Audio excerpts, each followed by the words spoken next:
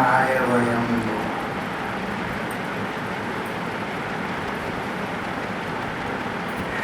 भागवत की 5वें स्कंध में एक रोचक प्रेरक वृत्तांत श्री भरत जी का है। भरत जी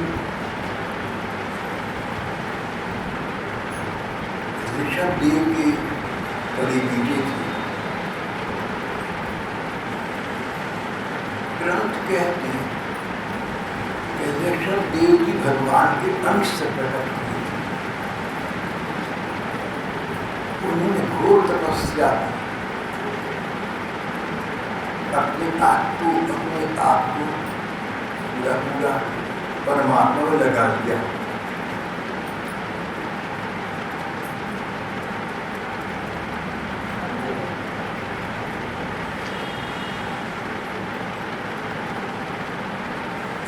राजा परीक्षित कहते हैं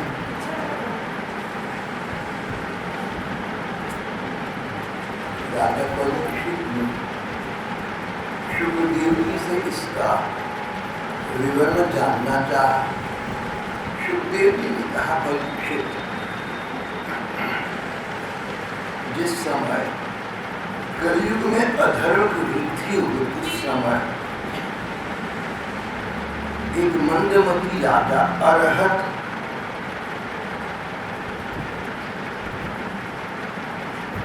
कोंक रेंग आदि देशों का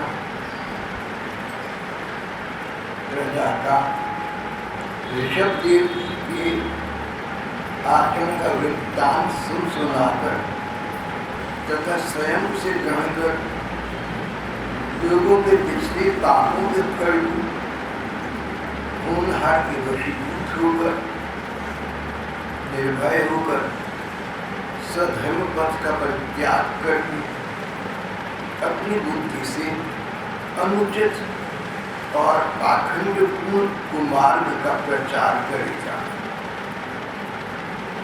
उससे कलयुग में माया से मोहित अनेकों अधम पुरुष अपने धर्म ग्रंथों में लिखे गए आचार विचार को छोड़ रखेंगे। बुद्धिहीन होने के कारण भी न स्नान करना, न आचमन करना,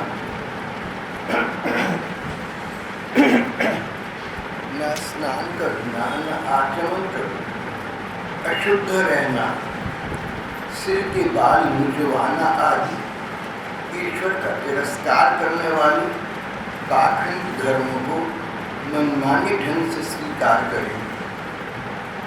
वेद, ब्राह्मण और भगवान यज्ञ पुरुष की निंदा करने लगे।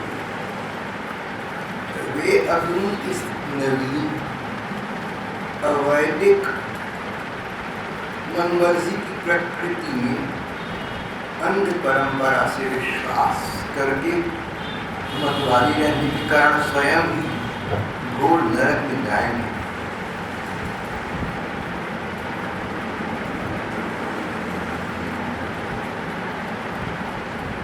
भगवान ऋषभ देव का अवतार तो लोगों को मोक्ष मार्ग की शिक्षा देने के लिए हुआ था।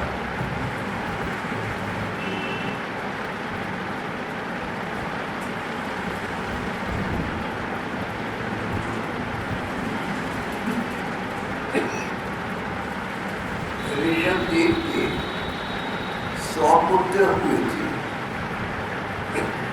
सबसे बड़ी थी राजा भरत। भरत जी सबसे बड़ी बेटे थे। ऋषभ देव जी ने अपना राज्य बड़ी बेटी भरत को दे दिया और घोर तपस्या करने के लिए स्वयं वनु में जाकर युग साधना में प्रवृत्त हो गए।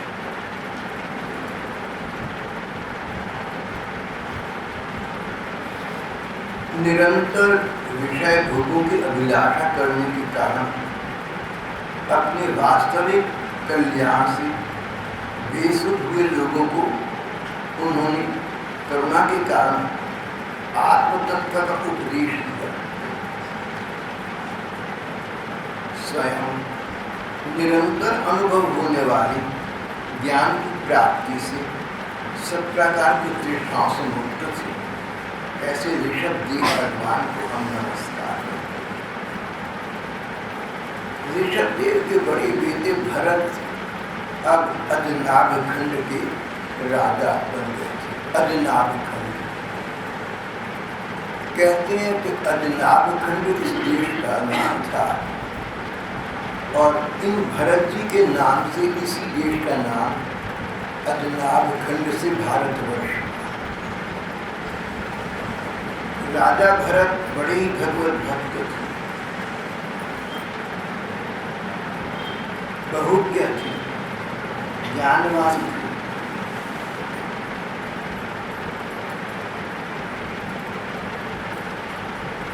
भरत जी ने अनेक यज्ञ किए और उसके पुण्य को भगवान के प्रति अर्पण कर दिया। जो कुछ करते भगवत अर्पण बुद्धि से करते थे।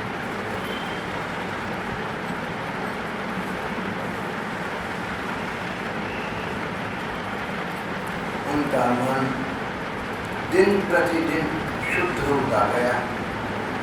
नारद जी आदि निर्जनों के हृदयों में चित्र के समान निश्चय भाव से भगवान उपस्थित रहते हैं। उन भगवान की भक्ति में बहुत आस्था हो। सुदीर्घ समय व्यतीत हो गया।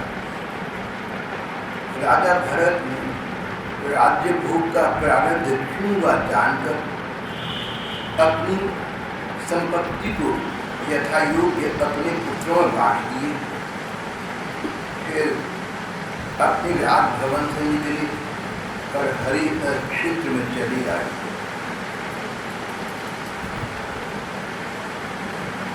राजा भरत इस देश के राजा थे। बहुत से विद्वानों का कहना है कि अजनाभ वर्ष बाद में भारतवर्ष कहलाया।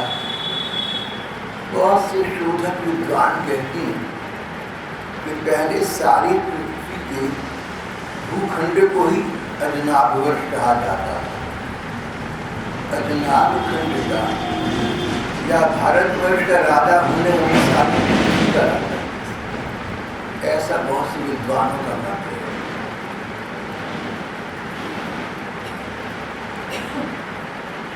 राजा भरत ने बहुत समय तक, सुदीर्घ काल तक राज्यश्री का उपभोग किया, पर अपने जीवन पर्यंत राज्य साम्राज्य के सुख भोगों में लगे हुए राजा का भाग ये बना रहा कि पूर्व कर्मों के फल से सुख भोग मिलते हैं। ये पूर्व पुण्य कर्म समाप्त हो जाए तो मैं भगवत चिंतन में अपना समय लगा, तब तपस्या के लिए वनों में चला था।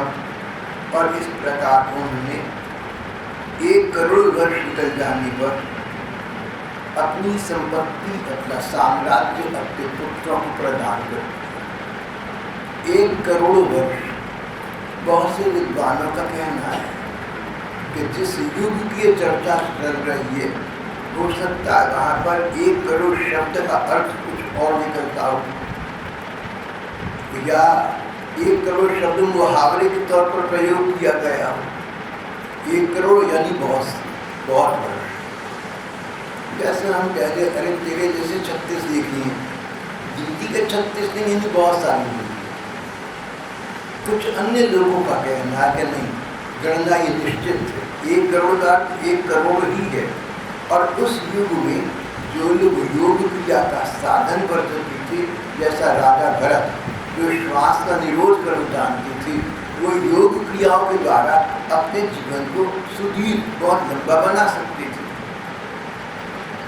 जो भी हो, बहुत लंबा समय राजा भरत ने साम्राज्य में व्यतीत कर दिया। अंत में अपना सब कुछ अपने पुत्रों को देकर वे भगवान का भजन करने के लिए गंडकी नाम की नदी के किनारे चले गए। गंडकी नदी जहाँ पर गंगा जी की धारा से इसका विलय हो जाता है, नेपाल के पास कहीं जगह।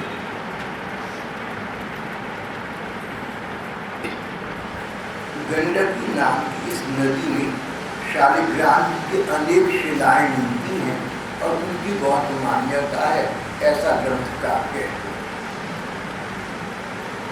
वहाँ पर आश्रम के एक उपवन एकांत स्थान में अकेले ही रहकर वे पत्र, पुष्प, तुलसी दल, जल और कंदमूल फल आदि उपहारों से भगवान की पूजा करने लगे। इससे उनका हृदय संसार की समस्त विषय अभिलाषा से निवृत्त हो गया, शांत हो गया और भगवत आराधन में इस एकांतिक परमात्म चिंतन में उन्हें परम आनंद हुआ।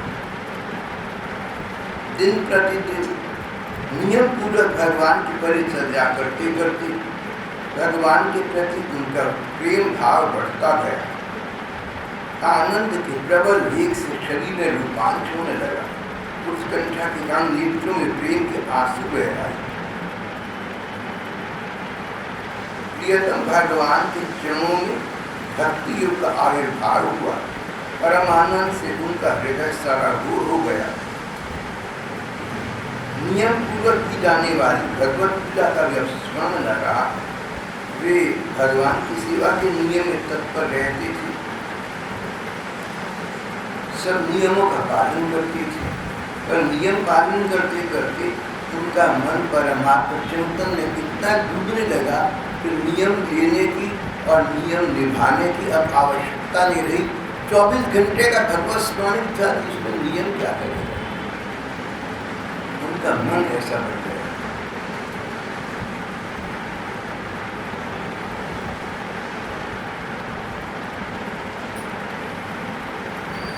यहाँ तक तो भरत जी का वृत्तांत, जीवन का पहला चरण, एक फेज यहाँ तक पूर्ण करा दिया।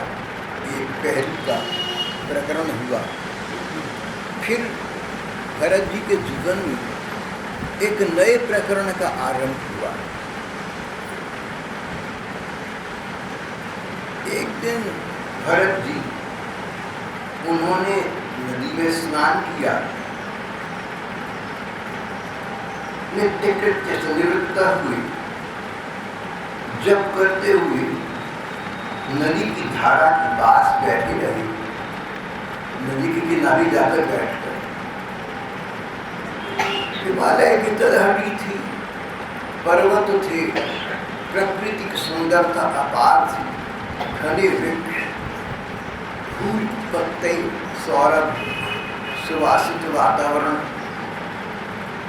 और उसमें उन्होंने नदी के किनारे बैठकर भगवान के नाम का जप आरंभ कर दिया, रूप का ध्यान आरंभ कर दिया। उस समय एक हरिणी पानी पीने के लिए नदी के तट पर आई।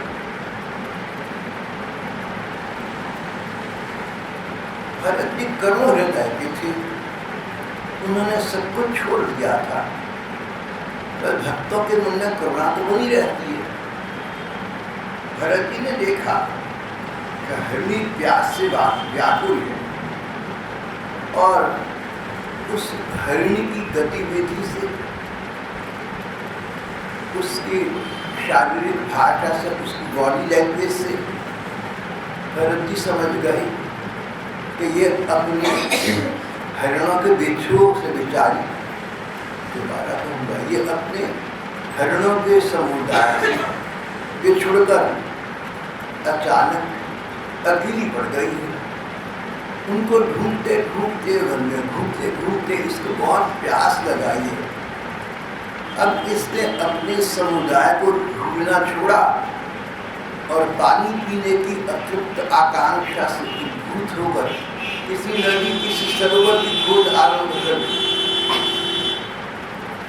पानी को खोजते खोजते वो इस नदी के किनारे पहुंची। जल पीने के लिए अकेली उस नदी के तीर पर आई। अभी जल पी रही थी के पास में एक शेर की भयंकर गरजने की दहाड़ सुनाई पड़ी। हरिण जाति स्वभाव से डरपोक हुई, पहले ही चौकन्नी होकर इधर उधर देखती जाती थी। अब जो उसके कान में शेर की दहाड़ का भयंकर शब्द पड़ा, डर के मारे उसका कलेर धड़कने लगा, नेत्र कातर हो गए। प्यास अभी बुझी न थी किंतु प्राणों पर आ गई थी, इसलिए उसने डर कर उस बेचारी ने नदी पार करने के लिए, शेर से बचने के लिए छलांग मारी। सोचा कि शेर आ रहा है, मुझे खा जाएगा, बचने का और कोई उपाय न सोचा, छलांग मारी के नदी के उस पार पहुंच जाऊं। अब नदी के उस पार पहुंचा तो बड़ा कठिन था, इतनी लंबी छलांग कैसे लगा सकती थी। परिणाम ये कि उछलते समय वो नदी के प्रवाह में गिर पड़ी और उसी समय जल में डूबने से पूर्व जो उसको धक्का लगा, छलांग का डर लगा, तो उसके जो संतान होने वाली थी, एक हरण शावक का, एक हरण छौने का जन्म हुआ। अब वो हरण का छोटा सा बच्चा दयनीय स्थिति में आ गया, अभी अभी हुआ है और माँ मर गई।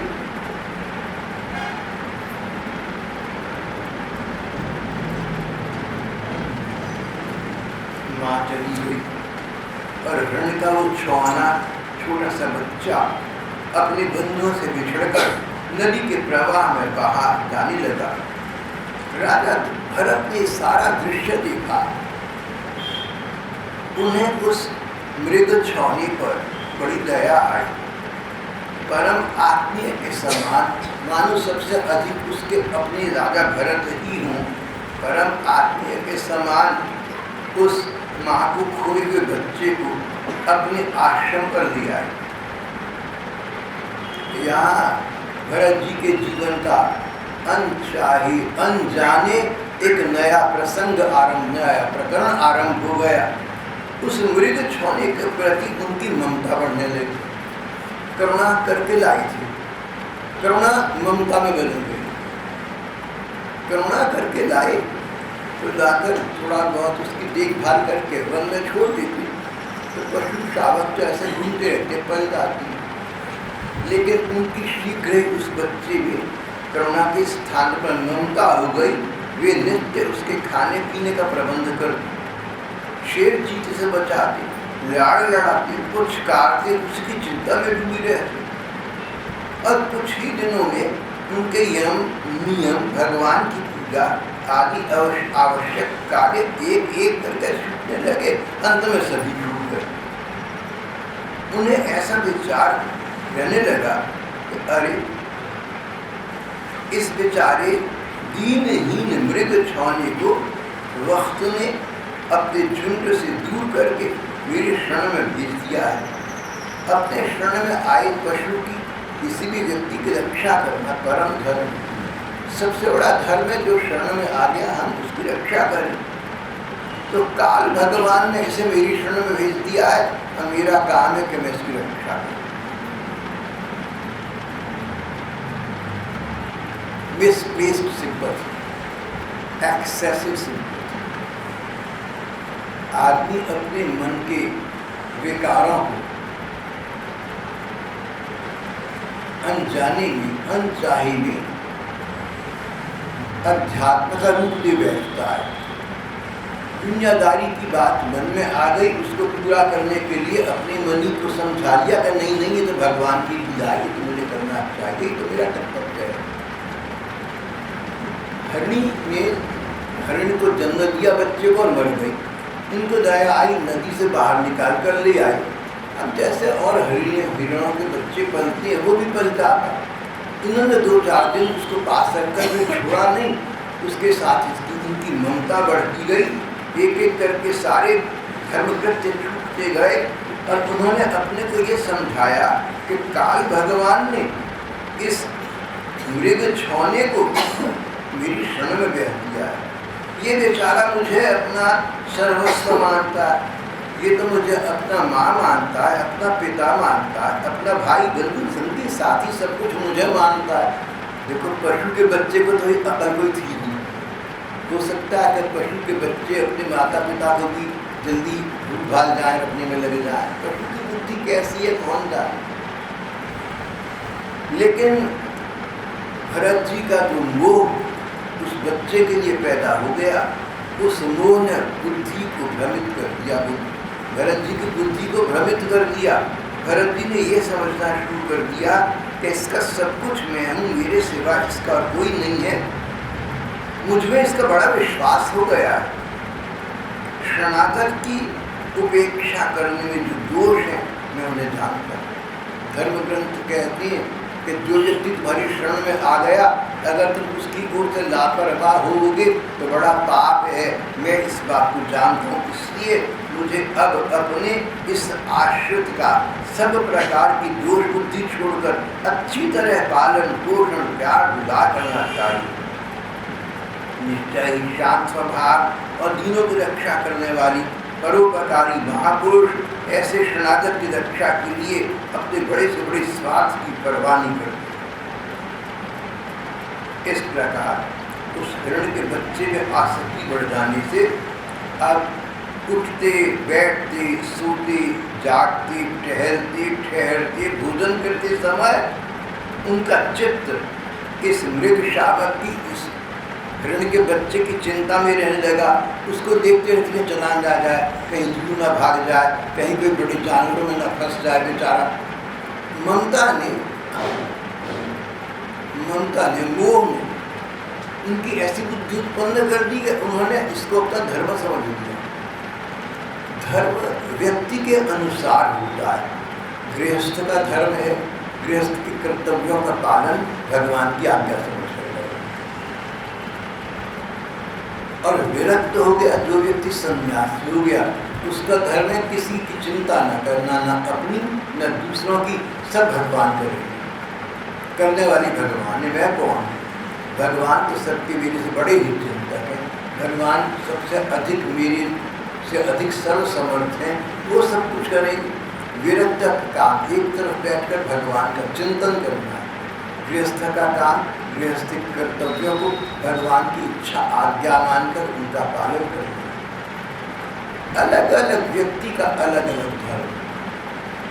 भरत जी अपने संन्यास धर्म को भूल गए, अपने विरक्त धर्म को भूल गए।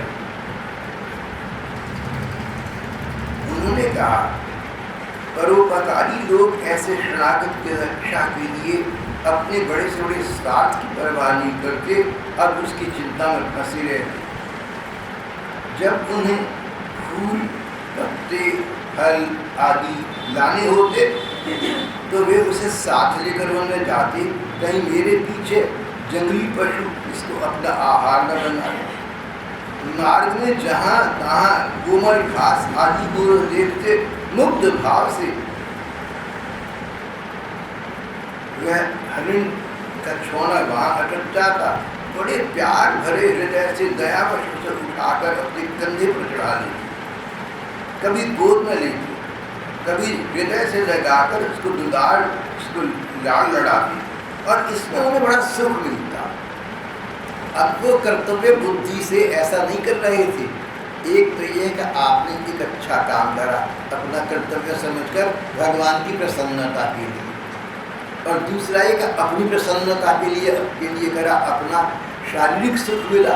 हिरण के बच्चे से उन्हें मोह हो गया था, उसको लिपटाना चिपटाना, उसमें सुख मिलने लगा था।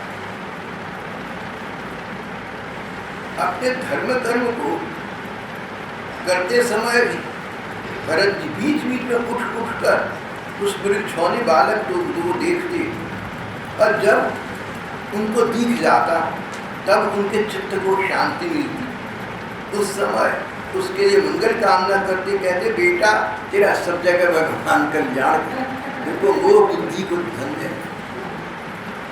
अब राजा भरत तो बड़े भारी भक्त थे, उनका मुकाबला कोई क्या करेगा। अचानक ही पतन के समय जमीन पर आ गया। हम सब लोग ऐसे ही, हम सब लोग कई बार किसी बात को अपना मन उसमें फंस गया, इसलिए धर्म का रूप मानकर पूरा कर देते। अधिक कर्तव्य है हमारा, अधिक धर्म बनता है, सचमुच धर्म कर्तव्य का ध्यान नहीं होता, अपने शरीर को, अपने मन को सुख में सुख मिलता होता है। सांसारिक सुख की इच्छा से हम किसी कार्य को धर्म कर्म का रूप देते हैं, इस प्रकार अपने मन को मोह लेते हैं। इसी का नाम भगवान की माया है। जो इस माया से ऊंचा उठ गया, स तरति सरूपा तारयति, वो स्वयं तो तर ही जाता है, आसपास वालों को तार कर भी जाता है।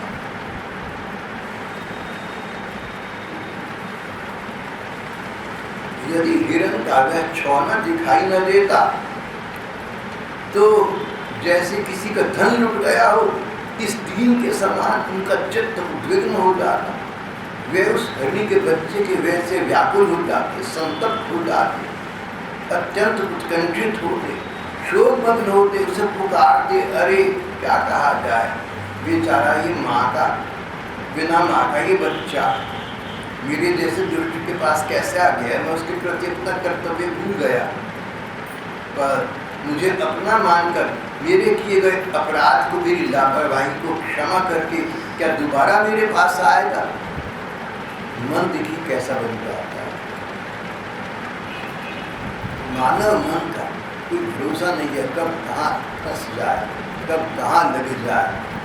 बड़े बड़ा का चित्त डूब जाता है। जो लोग भगवान के प्रति निष्ठा और भक्ति भाव रखते हैं, सच्चे अर्थ में रखते हैं, उनकी रक्षा तो भगवान करते हैं। लेकिन शेष साधकों को अपने मन को बड़ी सतर्कता के साथ देखते रहना चाहिए। क्या मैं उसे फिर इस आश्रम के उपवन में भगवान की कृपा से सुरक्षित रहकर निर्विघ्न हरी हरी घास चलते देखूंगा? ऐसा न हो कि कोई भेड़िया कुत्ता उस बेचारे को खा जाए। अरे शाम होना चाहती है, सूर्य अस्त होना चाहता है, किंतु अभी तक बिना माँ का वो बच्चा, माँ की वो मेरी धरोहर लौटकर वापस नहीं आई। मुझे बड़ा पाप लगेगा।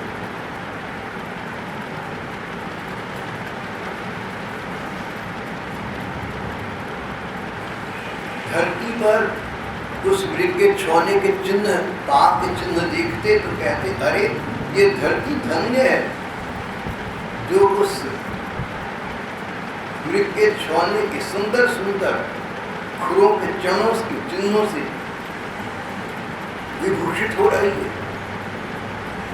जिस मृग के छौने को मैं चारों दिशाओं में ढूंढ रहा हूँ, वो मृग का छौना न जाने कहाँ भाग दौड़ कर रहा होगा तो इस पृथ्वी पर, पृथ्वी देवी तुम धन्य हो कि उस मृग छौने के खुरों के चिन्ह तुम्हें मिल रही हैं। एक मैं हूँ जो उसकी माँ की इस धरोहर को संभाल कर सका। मुझ पापी के जीवन को धिक्कार।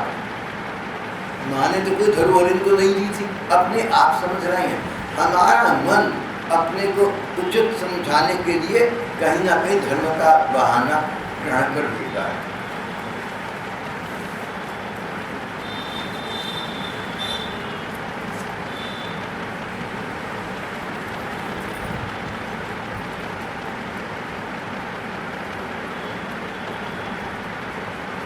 इस प्रकार भरत जी का चित्त सदा व्याकुल रहने लगा। और एक दिन उसी नदी के किनारे उसके लाड़ प्यार में लगे भरत जी, उनका अंत समय नजदीक आ गया था। उस समय उन्हें वो मृग को छला दिखाई न दिया तो विरह व्यथित होकर, कातर होकर उसी का स्मरण करते हुए, उसी का ध्यान करते हुए अपने इस शरीर को खो गए। धर्म ग्रंथों का नियम है, अंत समय बुद्धि तुम्हारी जहाँ जाती है अगला जन्म वैसा मिल जाता है। अगले जन्म में भरत जी एक हिरण के बच्चे के रूप में उत्पन्न हुए, लेकिन भगवान का पूजा पाठ उन्होंने बहुत किया था, वो बेकार नहीं गया। उसका फल ये हुआ, इनको याद रहा कि मैं पहले राजा भरत था, ऋषभदेव का बेटा था, सारे संसार का स्वामी था, सब छोड़कर तब तपस्या के लिए आ गया था, पर मूर्खतावश, मोहवश हिरण के बच्चे के जाल में फंस गया था। अब उन्हें वो ममता से बहुत डर लगने लगा और सोचने लगे कि ये मृग छौने का शरीर जब मेरा समाप्त होगा तो अगले जन्म में मैं भगवान की पूजा पाठ करूँगा और ममता मोह तो किसी से रखूँगा ही नहीं। और इस प्रकार उन्होंने गंडकी के जल में एक दिन अपने उस मृत शरीर को भी छोड़ दिया। अगला जन्म उनका एक बहुत अच्छे ब्राह्मण दंपति के यहाँ हुआ।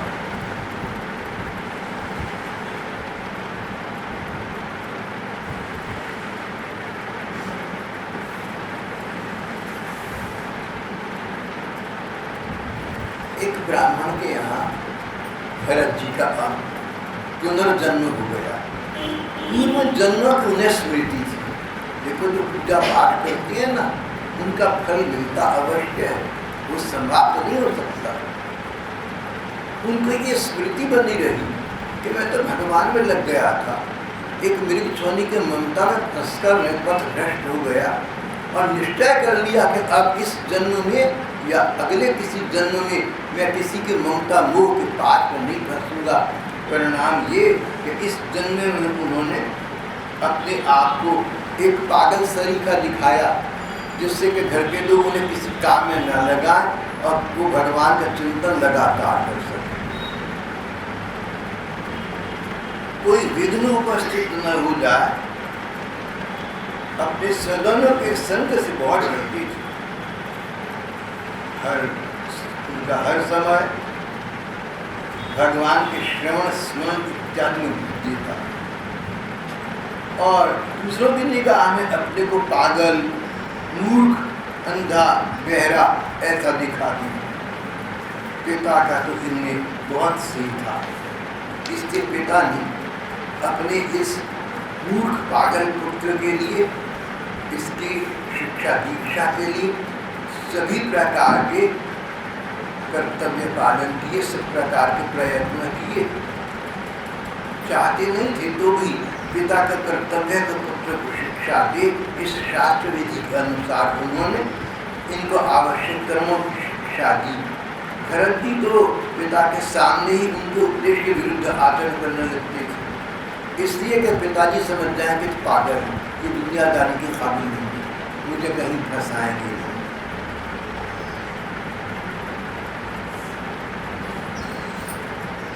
लेकिन उस ब्राह्मण ने फिर भी सोचा कि धर्म ग्रंथ कहते हैं कि अपने बच्चों को अच्छी तरह शिक्षा देनी चाहिए।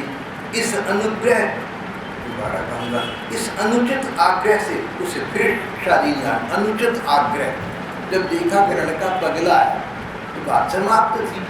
वो जो ब्राह्मण था सब प्रकार से अच्छा था, पर यहाँ उसकी मोह ममता उसकी भी सामने आ गई। उसको लगा नहीं फिर भी मुझे अपना सा प्रयत्न करना चाहिए। ब्राह्मण भगवत भक्त था, उसको सोचता था कि अगर लड़का ये मेरा पागल है तो चलो भगवान इसका कल्याण करेंगे। अपना सा प्रयत्न मैं कर चुका, अब अधिक प्रयत्न की आवश्यकता नहीं है।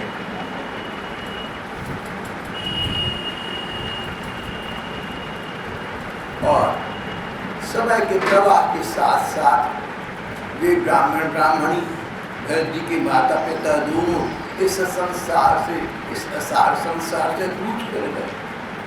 अब अगर हम लोग अपने पिछले 50 वर्ष का वृत्तांत देखें तो हमारे भी जो बड़े बुजुर्ग थे, कभी हमारी बड़ों के बड़े थे चले गए, फिर जो हमारे बड़े थे वो चले गए। तो संसार में ऐसा चल रहा है और जो हम लोग आज हैं कब तक रहेंगे कौन जाने। इस असार संसार में थोड़े समय के लिए आया मानव अपने अनेक मोह ममताओं को अपना कर्तव्य समझकर उन्हें फंस जाता है। इसका नाम माया है। एक निश्चित सीमा तक अपना कर्तव्य समझना चाहिए, उसका पालन करना चाहिए, वो भी ये सोचकर कि भगवान ने एक कर्तव्य मुझे दिया है, मैं भगवत आज्ञा का पालन कर रहा हूँ, भगवान की प्रसन्नता के निमित्त करता हूँ। स्वामी चिन्मयानंद जी दक्षिण भारत का उच्च कोटि के महात्मा थे। कहते थे उस जमाने में डाक का बहुत रिवाज था, तो उन्होंने कहा देखो डाकिया घर घर में जाता है और डाक डालता है, और जो घर के लोग अचानक मिल जाए बाबूजी नमस्ते, सबको नमस्ते राम राम करता है। डाक डालने के बाद उसको ये विचार नहीं आता कि पढ़ने वाला इस पत्र को पढ़ेगा भी या नहीं, और पढ़कर सुखी या दुखी कैसा होगा इसका उत्तर देगा। यानी डाकी का कोई मतलब नहीं है। उसका मतलब तो केवल इतना है कि हर महीने की प्रारंभ में उसको सरकार से अपने काम की तनख्वाह मिलता है। सरकार को संतुष्ट रखने के लिए वो डाक बांटता फिरता है।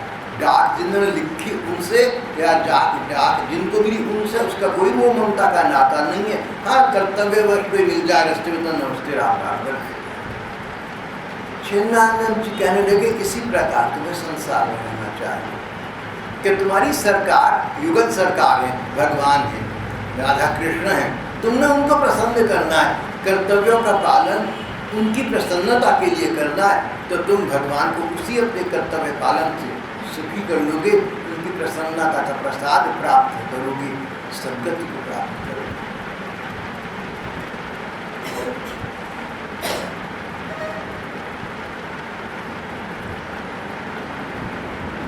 भरत जी के इस जन्म के माता पिता वो दोनों ब्राह्मण दंपति तो संसार से पूछ कर गए, चले गए।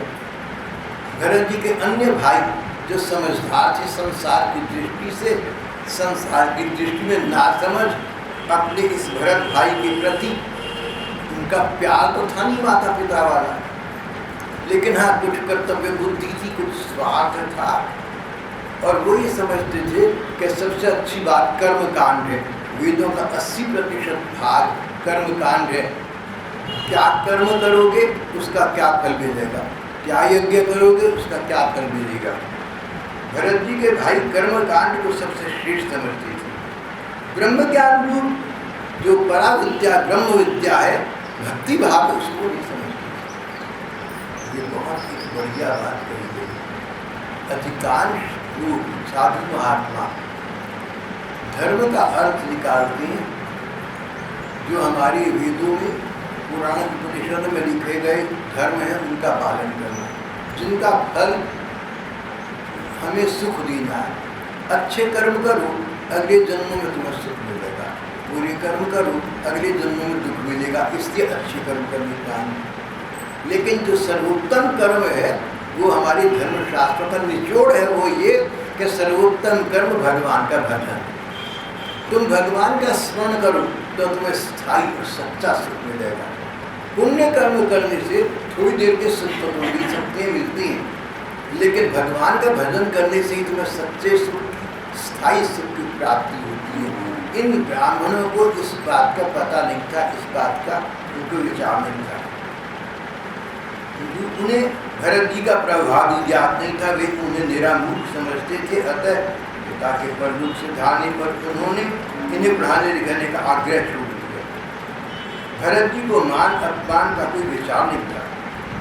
जब साधारण नर नारी उन्हें पागल समझती, मूर्ख समझते, बहरा अंधा कहकर पुकारते, तो ऐसा ही अभिनय करने लगते, यही दिखाते कि हाँ सचमुच मैं बहरा हूँ, सचमुच मैं मूर्ख हूँ, सचमुच मैं अंधा हूँ, सचमुच मैं पागल हूँ, मेरी बुद्धि नहीं है।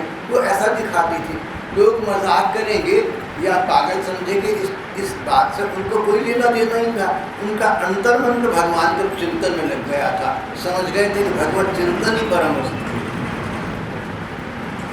कोई भी उनसे कुछ भी काम कराना चाहते तो उनकी इच्छा के अनुसार कर देते, बेगार के रूप में, मजदूरी के रूप में मांगने पर या बिना मांगे जो भी थोड़ा बहुत अच्छा या बुरा अन्न मिल जाता उसको जीव का जरा भी लोभ न करते हुए खा लेते।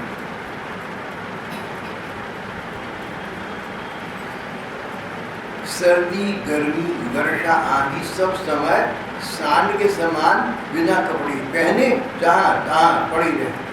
उनके सभी अंग हृष्ट पुष्ट गठे हुए थे। कभी तेल उपटन आदि का इस्तेमाल नहीं करते थे, स्नान कभी करते न थे, इससे उनके शरीर पर मैल जम गई थी। कमर में एक बेला को चैला कपड़ा लपेटे रहते थे। यज्ञोपवीत उनका जनेऊ बहुत मैला हो गया था, कोई उनका तिरस्कार करता था, विचार नहीं करते थे। भाइयों को इस बात का कुछ भी पता न था कि हमारा भाई सब कुछ ब्रह्म ज्ञान में भगवान के प्रति भक्ति भाव में मस्त हो गया, ये वहाँ पागल है, संसार का साधारण पागल नहीं है। दूसरों की मजदूरी करके पेट पालते देख उनके भाइयों ने खेत जानियाँ ठीक करने में इन्हें लगा दिया, तब इस कार्य को भी करने लगी, परंतु इस बात का उन्हें कोई ध्यान नहीं था कि जमीन ऊंची या नीची।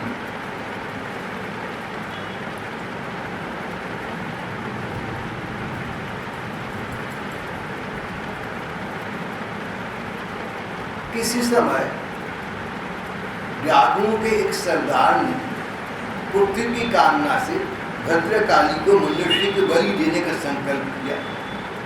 जिस व्यक्ति को पकड़कर ले आए थे, दैववश वो फंदे से कर भाग गया, कहीं पता न चला।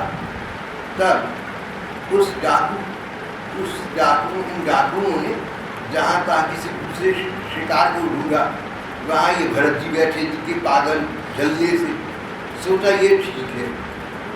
वे इनको लेकर रस्सियों से बांधकर अपने मंदिर में ले आए।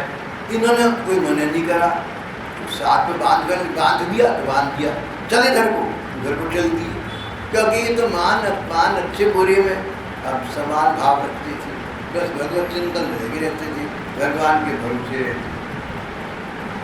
उन चोरों ने अपनी पद्धति के अनुसार इन्हें खूब रुलाया धुलाया, दीपमाला से इनकी खूब पूजा की और फिर एक खड़ग उठाया इनकी बलि देने के लिए। लेकिन भगवती देवी स्वयं प्रकट हो गई और इनके खड़ग से उन्होंने इन डाकुओं को से काट दिए।